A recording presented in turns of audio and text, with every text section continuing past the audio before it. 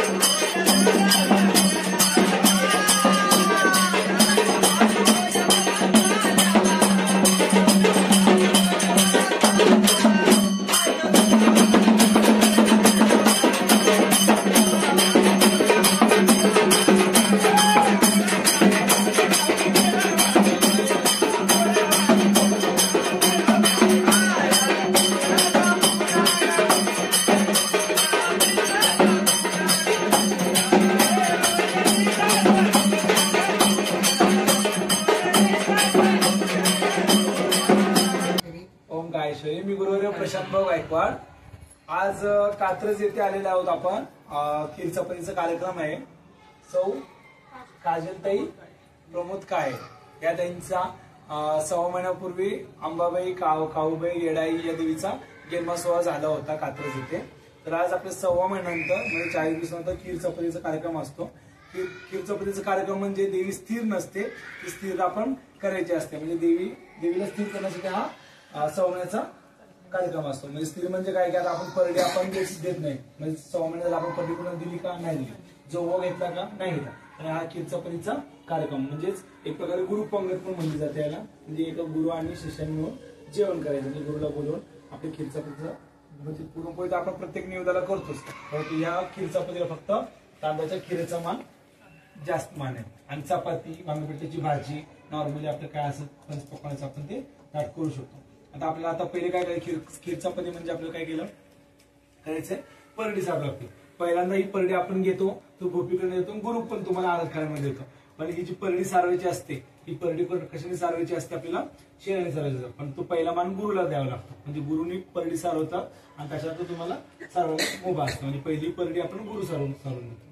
तर सारवण्याची प्रक्रिया कशी असते, काय काय याच्यामध्ये टाकावं लागतं सारवताना, हे तुम्हाला दाखवतो. म्हणजे इथून पुढे तुम्ही ती परडी आपल्या गुरु परंपरेनुसार सारवायची. प्रथमतः काय करायचं, याच्यामध्ये थोडस शेण घ्यायचंय.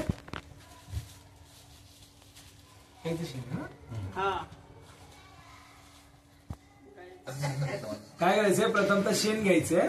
शेण चांगलं ताजं आणायचंय. कोणी म्हणजे असं शेव वगैरे आणू नका, ताजं शेण आणायचं. म्हणजे कसं सारवताना व्यवस्थित असं सोयीस्कर सारवता येतं. याच्यामध्ये आपल्याला प्रथम टाकायचंय हळदी कुंकू टाकायचंय थोडस. बोलायला जाऊ दे उदे, सदानंदीचा उदे उदे, येडुसरीचा उदे उदे. हळदी कुंकू टाकायचंय, थोडस गोमूत्र टाकायचंय. झूम करून घेतो, थोडस येऊन झूम कर, पुढे येऊन झूम कर, शूटिंग मध्ये नको तिथून झूम. त्यानंतर गुलाब पाणी टाकायचं आपल्याला, झूम करून घेऊ. गुलाब पाणी टाकायचंय. त्याच्यानंतर हे दूध आणि थोडस तूप टाकायचं. हे चांगलं असं पातळ करायचं, घट्ट नाही करायचं. आणि थोडस दही टाकून घ्यायचं. म्हणजे पंचामृत आपल्याला एक प्रकारे टाकून घ्यायचं. सोबत आपल्या संसारामध्ये नेहमी गोडावा राहावा म्हणून काय करायचंय, थोडस साखर पण टाकायचं. आणि एक लिंबू काय करायचं, त्यात घट्ट असं पिळून घ्यायचं लिंबू पण.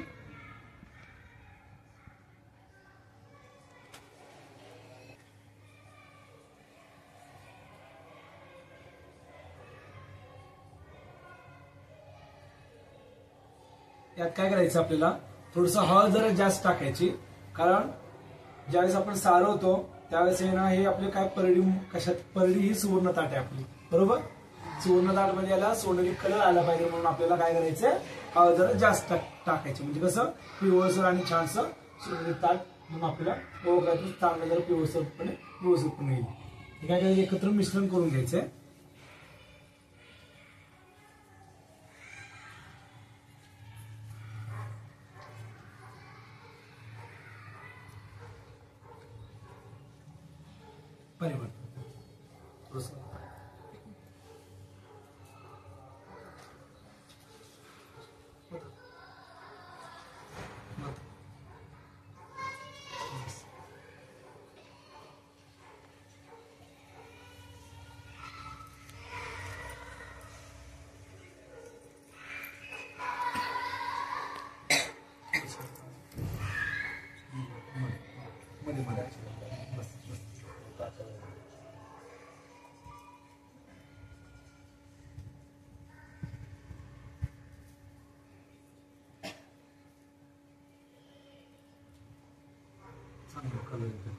सोनेरी परडी दिसते.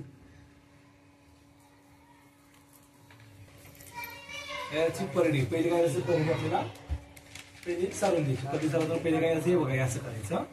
पूर्ण परडी असं आतमध्ये हे करून घ्यायचं. म्हणजे काय वरती आपलं स्तर येतं, असं घट्ट झाल्यामध्ये काही येत नाही, पण पहिल्यांदा काय करायचं, हे आपल्याला असं सारून घ्यायचं. पण सारवताना आपली जशी पृथ्वी गोल आहे तसं आपल्याला गोलाने करायचं. त्यामुळे बघा हे असंच करायचं, उलट आपण सारवायचं नाही, असं या प्रकारे सर्व हात घेऊन असं सारवायचं.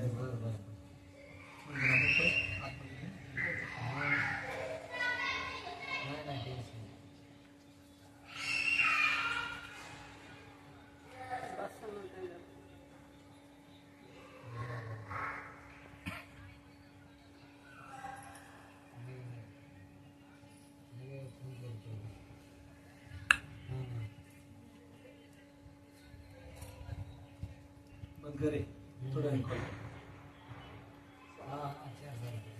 थोडंसं परडी फिरवूनच घ्यायची, म्हणजे दिवस परत असं नको. त्याच्यानंतर असं करू, ह्या लेफ्टने फिरायचं, असं परत रिवर्स नाही. हा दीक्षा इकडनं शोध घ्यायचं थोडस.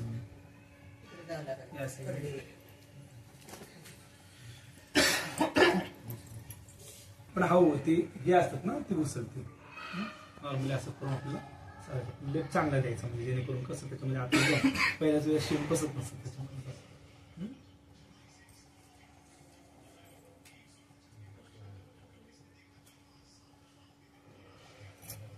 ही परडी कशी आली माहिती का? जगदंबेच्या हातावरती. माहिती आहे तुम्हाला? माझा व्हिडिओ ऐकला असं. तुम्हाला माहिती? तुम्हाला नाही माहिती? सुजगावले ते तुम्हाला माहिती?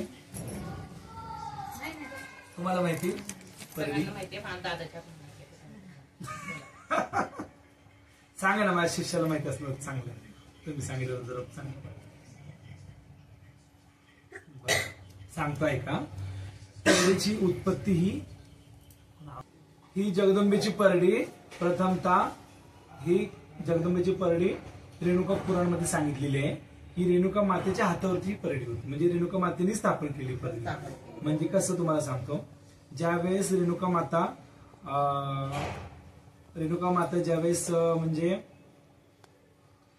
पाणी वगैरे भरायला गेली होती, ठीक आहे, त्यावेळेस तिच्या मनात एक विकल्प आला की बाबा ते पाहून एक म्हणजे प्राण्यांचा म्हणजे मासे होते, ते माशांचा पाहून त्यांना विकल्प आला की त्यांच्या मनात आपल्या पण शंका आली, आपल्या पतीबद्दल एक थोडस त्यांच्या मनात वेगळं जाणवलं. ते ना शेवटी त्यांची पती कोण? ऋषी जमदग्नी. ऋषी जमदग्नी हे अंतर्यामी होते, म्हणजे त्यांच्या अंतर्करणातून त्यांना सगळं कळत होतं काय चाललंय काय. पण ज्यावेळेस ती घरी आल्यानंतर ऋषींनी तिला बोललं की तुझ्या मनात काय पाप आलं म्हणे, तू असं काय पाहिलं की ना ते तुझ्या मनात पाप आलं तुझ्या नवऱ्याबद्दल म्हणून. तर त्यावेळेस तिने काय केलं, हो माझ्या मनात पाप आलं, मी माफी मागते म्हणजे. पण नाही म्हणे, शेवटी जमदग्नी ऋषी हे खूप क्रोधी होते, खूप म्हणजे क्रोध की लगेच क्षणोक्षण त्यांना क्रोध यायचा. हा मग त्याने काय केले, क्रोधात मध्ये त्याने काय केले, तिला श्राप दिला. तुला ना कुष्ठरोग होईल, तुझ्या हातापायाला फोडो येतील आणि तू या आश्रम तुला सोडून तुला जावं लागेल, तुला वनवास करावा लागेल, असं म्हणून तिला श्राप दिला. त्यावेळेस तिला ज्यावेळेस बाहेर हाकललं त्यावेळेस ती कुष्ठरोगाने पूर्ण भरलेली होती, हात पाय वगैरे पूर्ण भरली होती आणि तिच्या हातापायाला पूर्ण फोडे होते. पेपर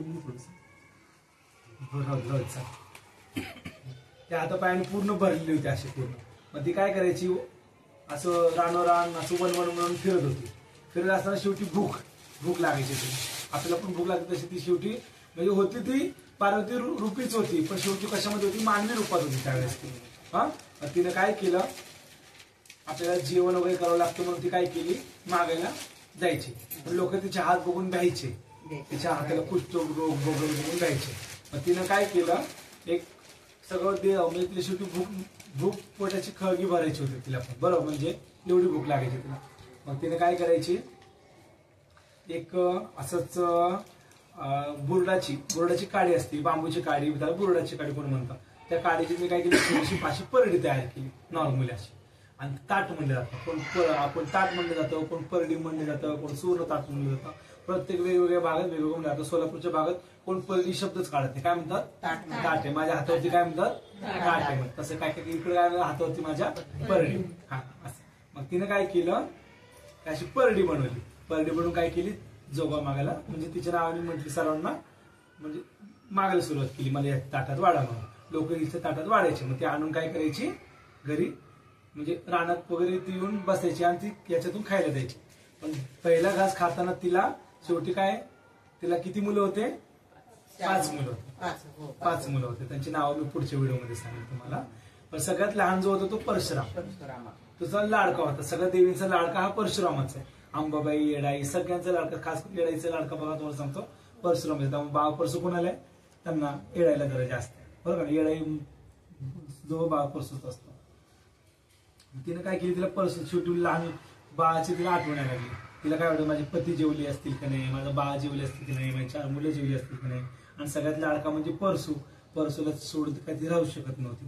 मग तिने काय केली, माझं बाळ जेवलं असेल काही म्हणून तिने काय केलं, आता मी माझ्या बाळाला काय खाऊ घालत नाही. मग तिने काय केली, एक छोटासा काय केलं, अजून एक परडी तयार केली.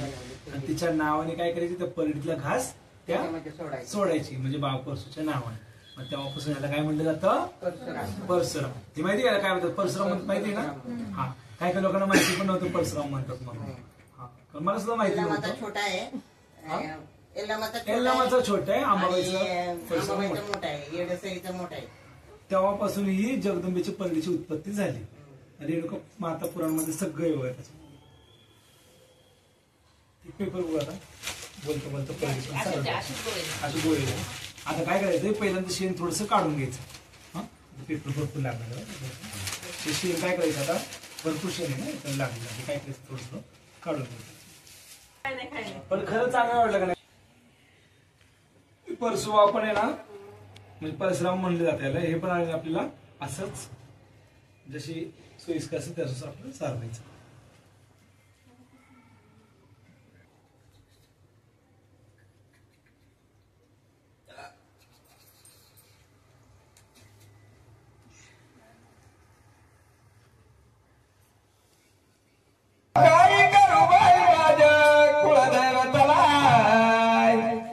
हातावर परडे आले ग माझ्या नजरा.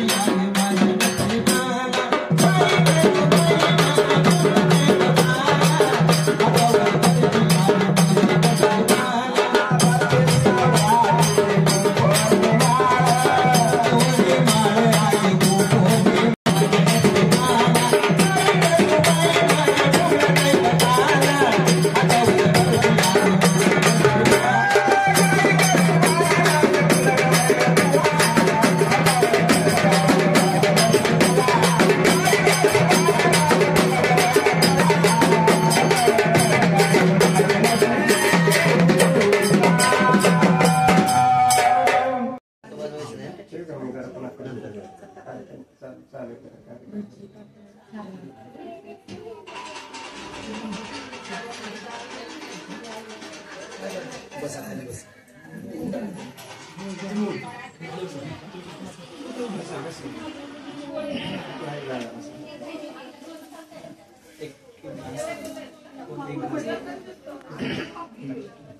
एक घास करू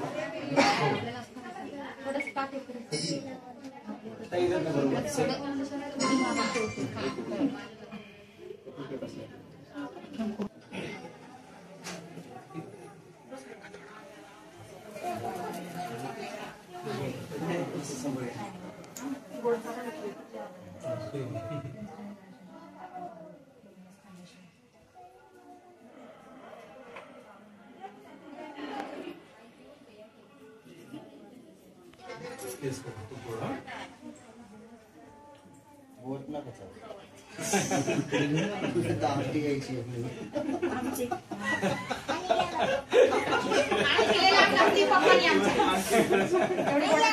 नंतर मारायची एक कळायची गेली. आई राजा हेडुसरीचा कोणत्या धावजी पाटलाच आई लहारी माणी आता काय करत तुम्ही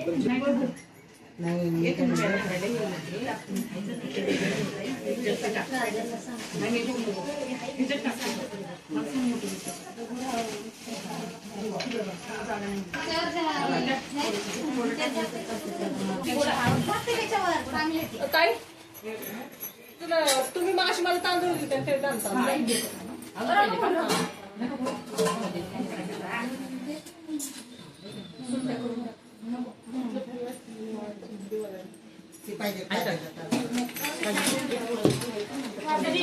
मीठ टाकलं त्यात